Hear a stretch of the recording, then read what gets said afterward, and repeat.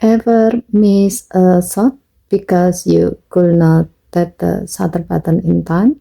With the Galaxy S25 Ultra, you can turn your volume button into a shutter or record button. Let's set it up and see when it's super useful. First, open Camera app. Tap the quick control icon. Then tap the settings icon.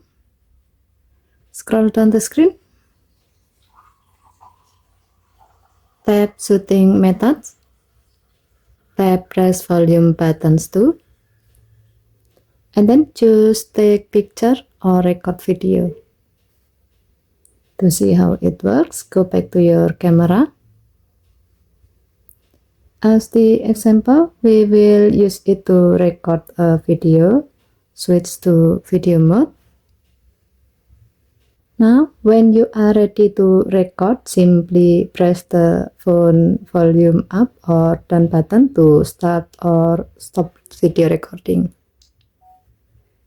This is perfect when you are holding the phone at an awkward angle, like above your head at a concert, or when you want a steadier grip to reduce camera shake.